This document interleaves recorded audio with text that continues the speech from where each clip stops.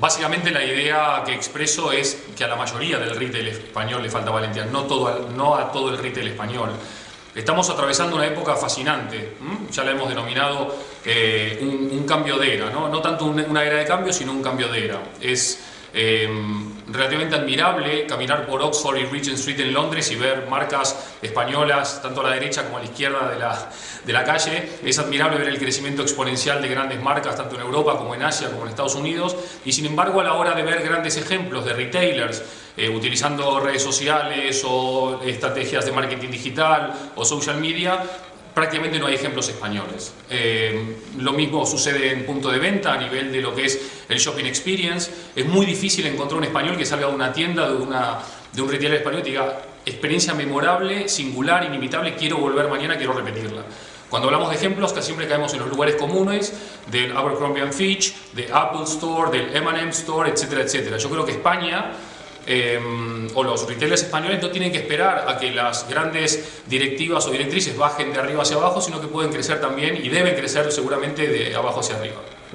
Básicamente esta es una era de experimentación, es una época de valentía, es una época de reinventarse, es una época de romper moldes, es una época de trabajar modelos que hasta ahora no han sido conocidos o no han sido concebidos.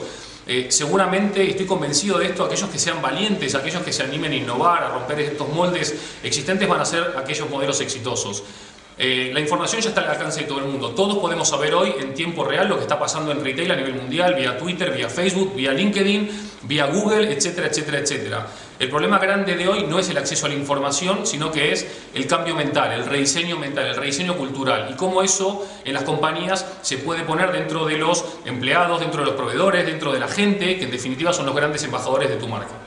Es muy cierto que hoy por hoy los consumidores, los usuarios, los clientes, como bien dices, están probablemente mucho más preparados e informados para esta nueva conversación que está sucediendo entre marcas o organizaciones y los clientes o audiencias.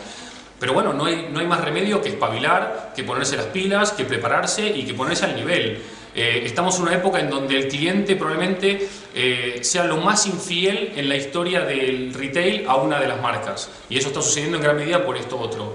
Al mismo tiempo, el social media, las redes sociales, internet, el mundo digital nos permite una hipersegmentación y una conectividad, no hablo de tecnología, sino que hablo de conectividad o conexión emocional como nunca antes en la historia, con lo cual uno puede entender, escuchar y realmente interpretar lo que ese cliente le está diciendo a uno y a la vez tomar las medidas necesarias para devolverle eso.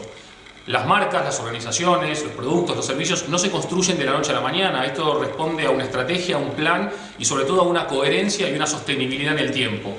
Es cierto que los cambios son difíciles de interiorizar, es cierto que muchas organizaciones tienen muchas dificultades en hacerlo, pero mi consejo por terminar la respuesta es: no te queda opción, tenés que hacerlo, más lento, más rápido, a media máquina, pero no dejes de hacerlo. Hay que ir para adelante, hay un futuro apasionante que ya ha llegado y en el cual tú tienes que ser el protagonista.